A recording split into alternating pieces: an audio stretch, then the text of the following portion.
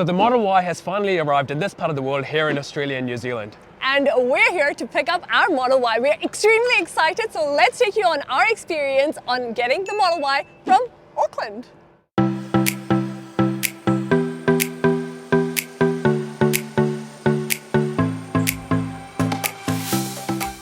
After waiting for exactly 2 months, the time had finally come to meet our 2022 Tesla Model Y rear-wheel drive. Now this base variant of the Model Y retails for about $78,000 here in New Zealand, with the optional white interior upgrade costing an additional $1,700.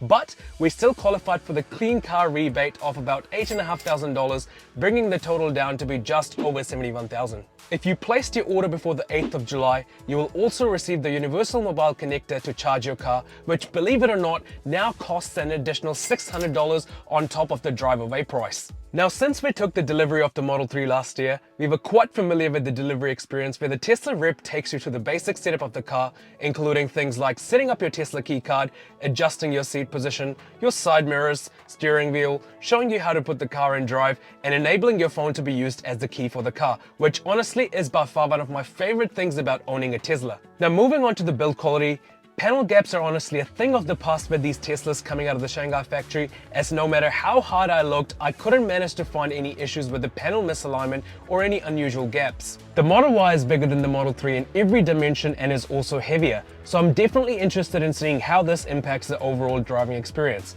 But as a result, you get a much more practical car with the Model Y offering a storage space twice as much as the Model 3. And for those wondering, sadly there's no parcel shelf in the boot, at least for this very first batch of deliveries. Now, due to the absolutely insane demand for Model Y test drives, we were actually unable to take it for a drive before this. So this will be our very first drive, taking it out straight from the delivery center and sharing our first drive experience.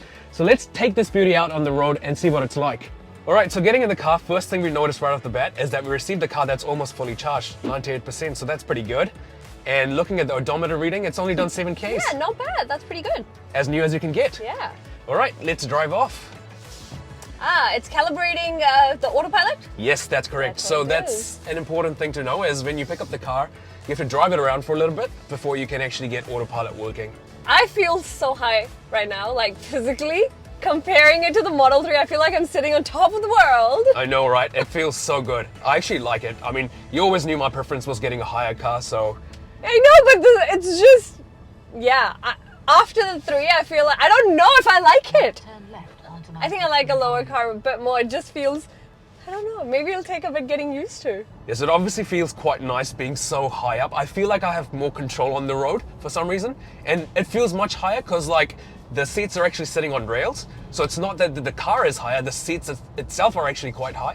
Yeah, I feel personal preference. It's a bit, I don't know, it's a bit unnerving to me right now. I feel like I'm sitting so high. Other than that though, it feels just like a Model 3, to be honest. Other than the white interiors that we have now, which is a bit of a change.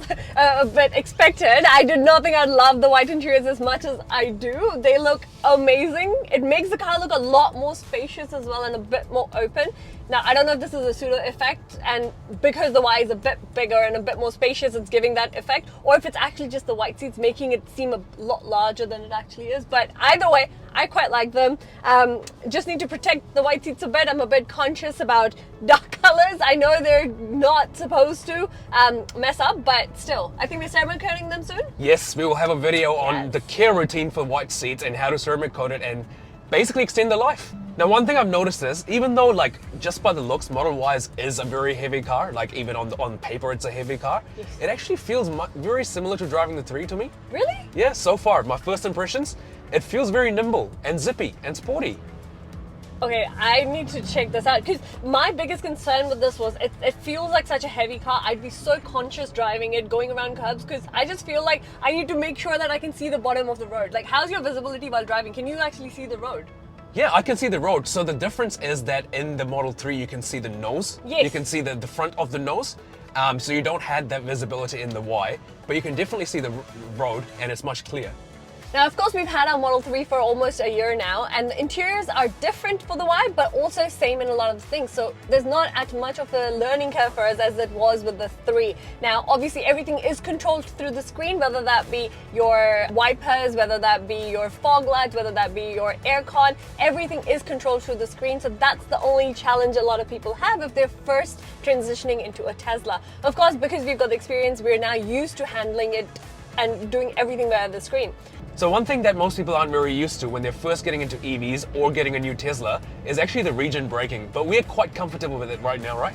Yeah, I think it took us a while getting used to when we first started driving the 3, but I think over time it has become easier, especially with the Tesla being able to control how much of the Regen you want, how harsh you want the Regen braking to be. Yeah, so there's 3 separate settings that you can tone it down if you don't really like the Regen, but I would strongly recommend having it on because it gives you more energy back into the battery.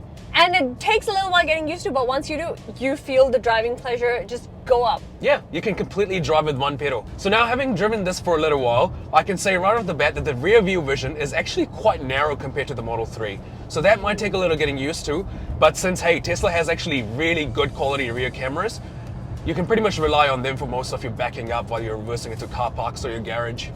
Which is really good as well. Including the blind spot monitor camera is also very good. So if you're changing lanes, it's handy to rely on. Yeah, although one thing is I would have still liked the blind spot indicators on the side view mirrors that most cars have. Yeah. Because you know, it's like in your natural sort of Peripheral direction that you look at, whereas in the Tesla, once you indicate, it shows up on the left. Yes, I agree. Have you noticed the difference between the quietness in the cabin between the 3 and the Y? Do you feel different? I just don't know if this is a pseudo effect or if it's actually a little quieter. I definitely think it feels quieter, and that might be because the rear windows are now dual paned as well. And from what I've heard, there is a bit of extra insulation. Like apparently the front is much more insulated than the Model 3.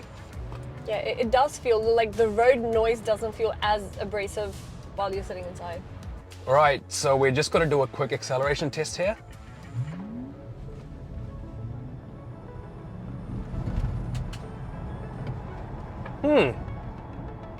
How did that feel? Very weird, I would say. I mean, I didn't get the jerk that you go at the start when you take off. You don't get I that didn't feel instant oomph, right? boost. Yeah, the instant boost doesn't, it's not as powerful. Definitely, I feel like that initial 0 to about 40 kilometers per hour speed, it's much more dampened than the 3. It is. But as soon as it hits about 60, 70, That's you when suddenly you feel, get this like kick. Yeah, coming in. that's when you feel the pickup of the car and you suddenly feel like, oh yeah, okay, I can feel it.